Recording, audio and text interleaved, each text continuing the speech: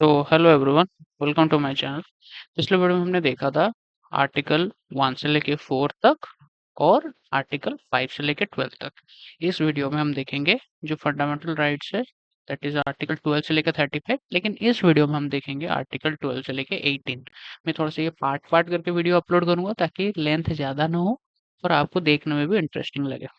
तो स्टार्ट करते हैं फंडामेंटल राइट्स, जो कि बहुत ही इंपॉर्टेंट है। और ये 3 पार्ट में इसलिए बताऊंगा बिकॉज ये बहुत ही ज़्यादा इंपॉर्टेंट हो जाता है fundamental rights.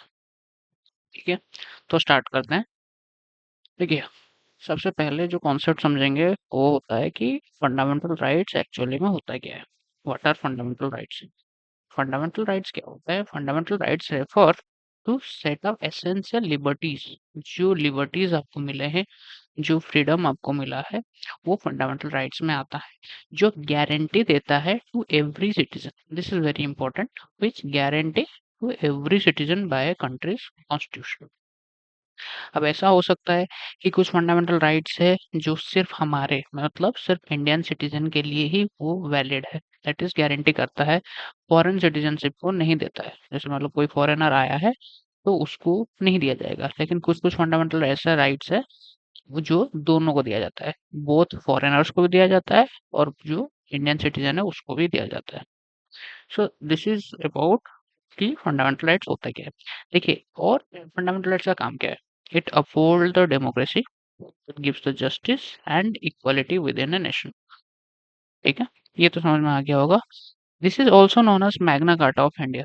This is very important. Direct question आएगा कि what is Magna Carta of India, तो fundamental rights are known as the Magna Carta of India. Because Magna Carta क्या होता था, जब इंग्लैंड जब आता था तो वो मैग्ना कार्टा लेके आता था, set of rules, set of rights. तो उसी का ही ये अपडेटेड वर्जन है फंडामेंटल राइट्स। ठीक है, तो ये हो गया फंडामेंटल राइट्स होते क्या हैं। फंडामेंटल राइट्स क्या क्या होते हैं, तो नेक्स्ट बात करते हैं कितने फंडामेंटल राइट्स होते हैं बेसिकली। सो बेसिकली जो कॉन्स्टिट्यूशन में गिवन है, there are 6 fundamental rights which are given under the Indian constitution, जो कि आर्टिकल 12 से लेकर आर्टिकल 35 में कवर है। और this is the part 3 of the constitution. Part 1 में क्या था? पार्ट 1 में था Indian and it's territory. Part 2 में क्या था? पार्ट 2 में था सिटीजनशिप। एंड पार्ट 3 में क्या है? Fundamental rights. तो 12 से लेकर 35 तक ये गिवन है। तो इसको मैं थोड़ा-सा अगर ब्रेक डाउन करूँ, जो 6 मेजर फंडामेंटल राइट्स है वो क्या-क्या हैं? तो आर्टिकल 14 से लेके article 18, right to equality. Article 19 से लेके आर्टिकल 22 जो है वो है राइट टू फ्रीडम।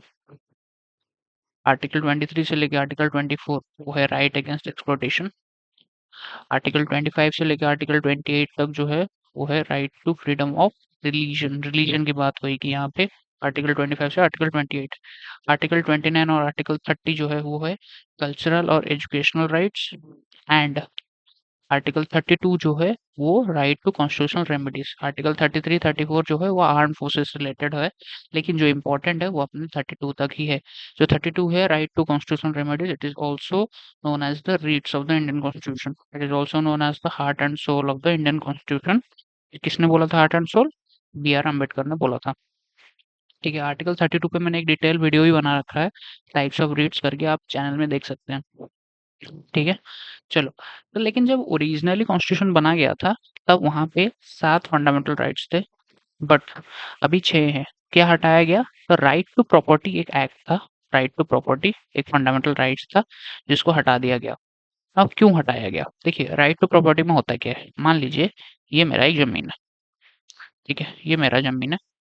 अब क्या हुआ, गवर्नमेंट का कोई टेंडर पास हुआ, यहाँ से हाईवे निकलना है, लेकिन ये जो मेरे ज़मीन के ऊपर से हाईवे निकलना है, लेकिन मैंने ये ज़मीन देने से मना कर दिया। अब क्या हुआ, इंडिया का डेवलपमेंट हो पाएगा? उस एरिया का डेवलपमेंट हो पाएगा? रास्ता नहीं बन पाएगा तो डेवलपमेंट नहीं हो पाएगा। सो तो इसी की वजह से, ये ताकि मनमानी ना हो सके, तो इसको फंडामेंटल राइट्स के हटा के एक्ट बना दिया गया ना। डिफरेंस क्या हो जाएगा फंडामेंटल राइट्स और एक्ट में, कि अगर फंडामेंटल राइट्स अगर होता वो राइट टू प्रॉपर्टी, तो कोई भी आके सुप्रीम कोर्ट में आके केस फाइल कर सकता था अगेंस्ट द गवर्नमेंट।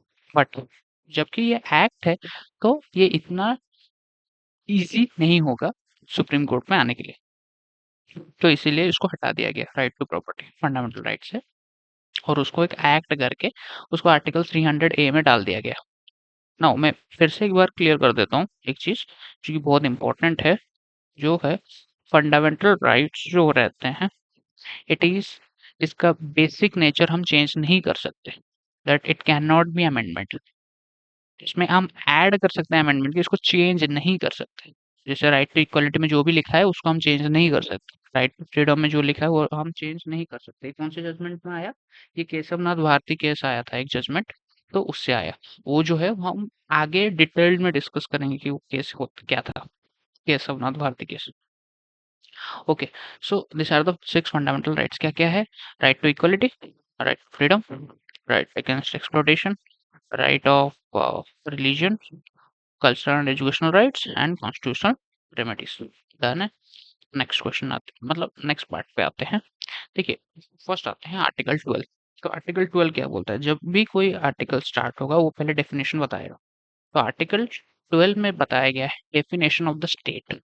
पॉलिटी में स्टेट का मतलब क्या होता है? स्टेट का मतलब ये नहीं होता है कि जो स्टेट है ना? जैसे मध्य प्रदेश हो गया, बिहार, उड़ीसा हो गया, ये स्टेट है, ये नहीं होता है।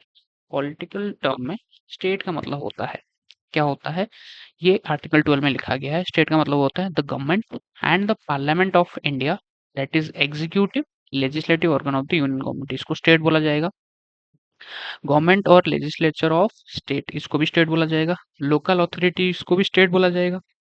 और अदर अथॉरिटीज जैसे स्टैट्यूटरी और नॉन स्टैट्यूटरी अथॉरिटी है, जैसे कि ओएनजीसी हो गया, एलआईसी हो गया, सेल हो गया, इन सबको भी डेफिनेशन ऑफ स्टेट में रखा गया है। नाउ ये क्यों हम पढ़ रहे हैं? ये जो चारों को क्यों पढ़ रहे हैं? अगर कोई भी एजेंसी, इसमें से कोई भी एजेंसी कुछ भी एक्ट वायलेट करता है, तो वो आपके फंडामेंटल राइट्स को वायलेशन किया जाएगा और वो आप चैलेंज कर सकते हैं जाके कोर्ट में। ठीक है? अगर गवर्नमेंट कुछ नहीं करता, अगर कुछ ऐसा करता है जो आपके फंडामेंटल राइट्स को वायलेट हो रहा है, तो आप जाके चैलेंज कर सकते हैं। स्टेट गवर्नमेंट कर रहा है तो चैलेंज कर सकते हैं। म्युनिसिपैलिटीज़, पंचायत, डिस्ट्रिक्ट बोर्ड्स या फिर कोई भी ट्रस्ट ऐसे गवर्नमेंट का वो कर रहा है तो वो भी इसको भी चैलेंज कर सकते हैं, या फिर जो पब्लिक सर्विस सेक्टर वाले हैं, है ना? पीएसयू वाले हैं, वो अगर ऐसा करते हैं तो आप जाके चैलेंज कर सकते हैं। This is the definition of the state.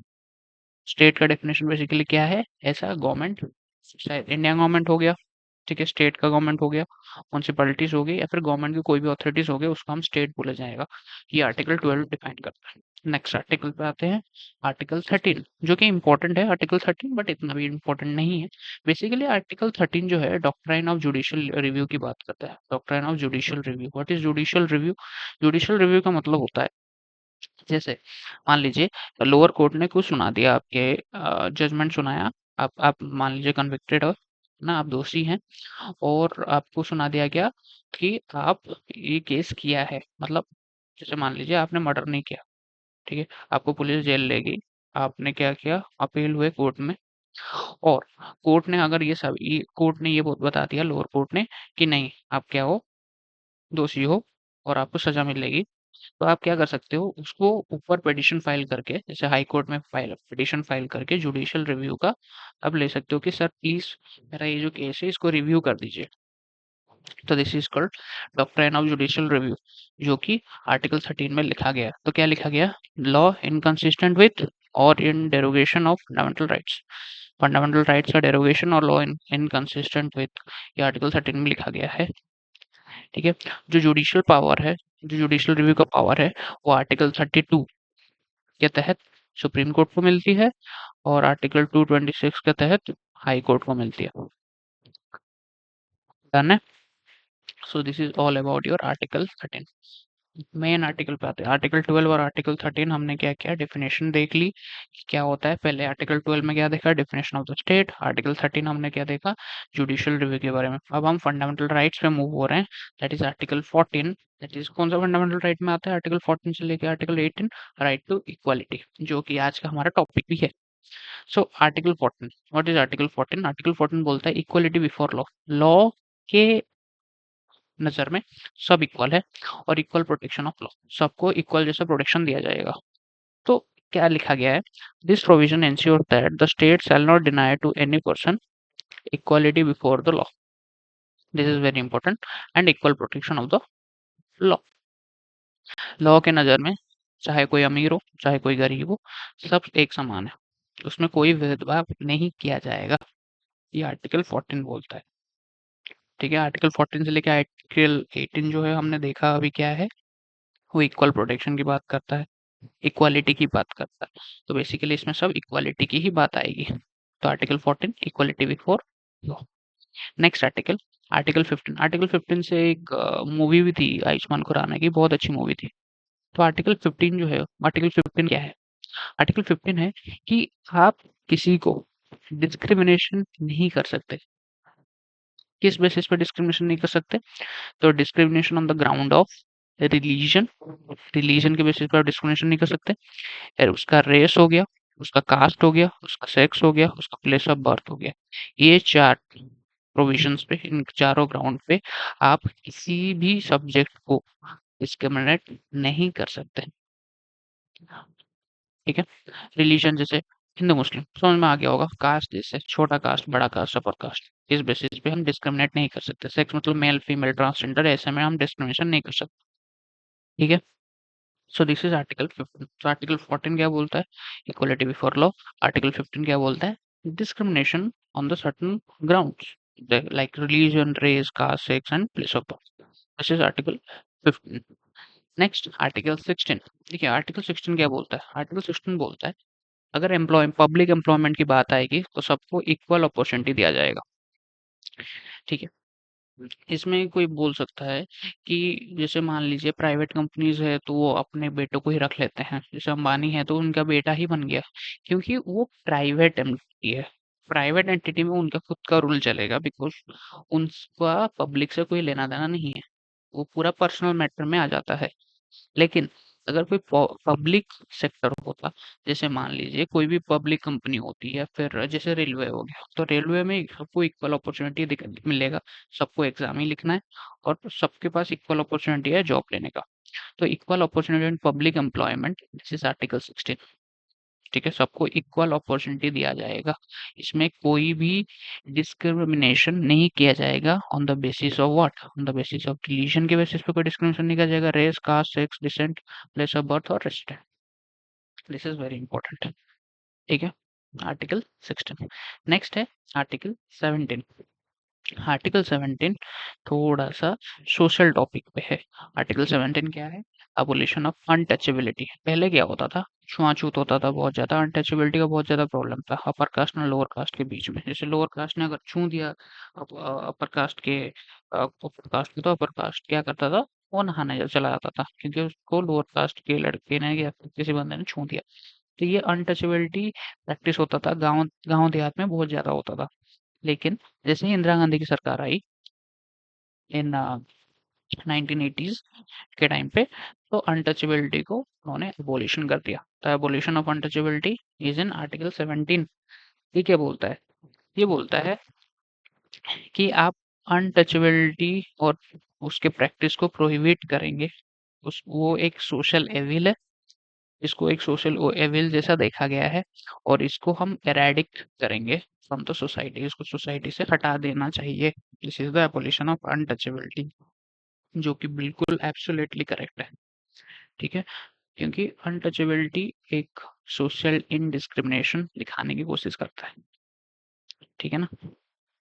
Next article 18। देखिए आर्टिकल 18 जो कि लास्ट है, राइट टू इक्वलिटी पे। आर्टिकल 18 क्या बोलते हैं? Abolition of titles. Now what are the titles? Titles का मतलब होता है, जैसे मान लीजिए कि ब्राह्मण है, ठीक है, तो वो गाड़ी में नहीं लिखा सकता कि मैं ब्राह्मण हूँ। ठीक है, या फिर कोई भी ऐसा है, कोई जाट है, तो वो गाड़ी में नहीं लिख सकता मैं जाट हूँ। बट इसमें कुछ कुछ एक्सेप्शन है। जैसे एक्सेप्शन क्या है कि आप जैसे मिलिट्री में अगर कोई है तो वो टाइटल लगा सकता है। फॉर एग्जांपल मिलिट्री में अगर कोई है कर्नल, तो वो कर्नल आगे उसका नाम लिख सकता है। सूबेदार, तो उसके आगे नाम लिख सकता है सूबेदार एक्स वाई जेड। लेकिन अगर मान लीजिए कोई सरपंच है, तो ये नहीं लिखेगा कि सरपंच एबीसी। ठीक है, ऐसा नहीं हो सकता। तो वो बोलते हैं abolition of titles. Abolition of titles military और academic distinctions on individual. Academic distinction का मतलब क्या होता है? जैसे मान लीजिए किसी ने पीएचडी कर रखा है, तो वो तो अपने आगे डॉक्टर लगा सकता है, क्योंकि उसने पीएचडी कंप्लीट कर रखी है, वो एकेडमिक डिस्टिंक्शन में आता है। जैसे मिलिट्री में तो अभी बताया। इन दोनों को छोड़ के कोई भी टाइटल्स बाकी यूज नहीं कर सकता। ठीक है? कोई भी टाइटल्स नहीं कर सकता यूज़, कोई भी आइदर वो किसी भी ऑफिस में हो, कुछ भी होल्ड करता हो। ठीक है?